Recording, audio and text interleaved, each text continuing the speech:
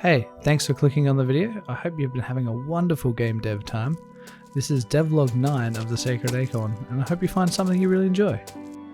If you're here and you haven't already, you can go wishlist the Sacred Acorn. We'll have a link in the description. It helps us along with every single wishlist, and it lets you know when the game comes out, and we know you want to play the game.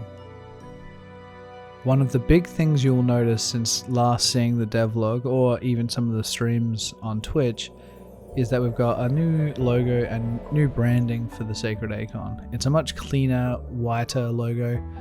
Our artist Lauren worked quite a while on it to get it right, and it works with a darker theme. So not necessarily that the game is darker, but like it gives us a really nice brand imagery on Steam and other gaming stores with the new white logo. You'll see it popping up on most of our channels. If you get a chance to take a look, let us know what you think, because that always helps. We did work with a lot of our community to see what they thought of it.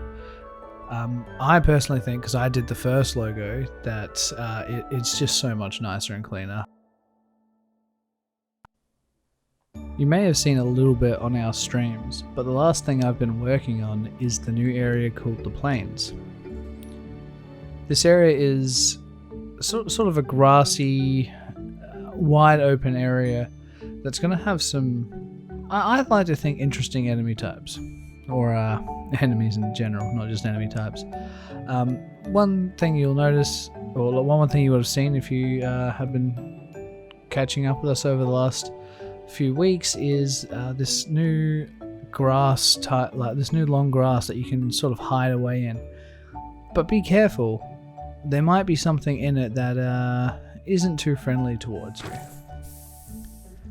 One thing I've been trying to pay attention to while making this area is every other area that I've made it too hard, because I play through the game so many times that what I find, what I know about the game impedes my ability to make a fair and not extremely difficult time for the user.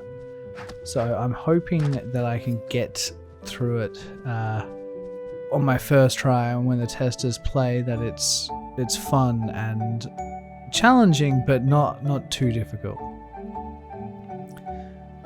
I've gone with like a brown color scheme with green grass, but I want to make that a bit more yellow and grey, sort of like, you know, it's hard to explain, but like I just want like sprawling plains that have like a nice stony feel to them on the edges, and grass that sort of just flows in the wind. I've been making a shader to try and make that grass flowing effect, and it's coming out alright. I think it still needs quite a bit more work, so you'll probably see that in some of the streams coming up, because I need to get that done. The plains are my first attempt at doing some of the art styles that Lauren has showed me over the course of making this game, or Egnazol if you've seen her in different things. It's definitely hard for me to be able to do that. Like I'm mostly a programmer and designer, so doing good art is hard, but I think it's come out alright. I look forward to what like we both make together in this new area, and what kind of comes next in the next areas. As I mentioned before, we've been doing a lot of testing, and one thing definitely came through, that sometimes the game is a bit too difficult. One of the bigger things was when people lost health, or when players were lost health, they had to go fight creatures to get health back, or go all the way back to base to rest. So one thing we've done to fix that is put these plant-like nodes that are made from the chaos, and if you hit those, you get 2 health pieces back. And we've sprawled these out through the maps and put quite a few before bosses, because you should be going into bosses with full health, and the bosses are difficult enough without having to worry about going and getting health everywhere.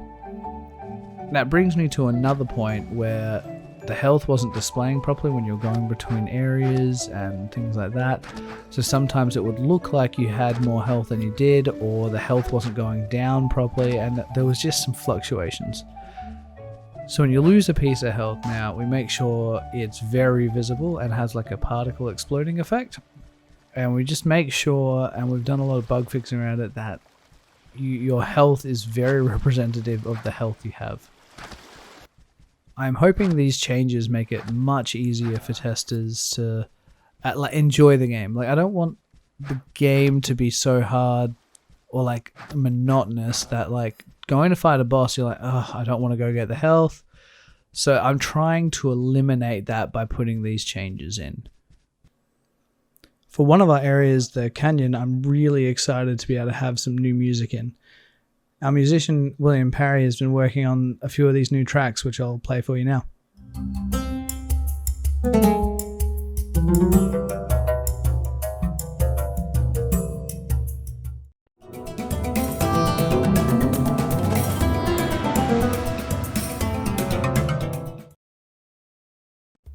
So I think those tracks are really coming together nicely.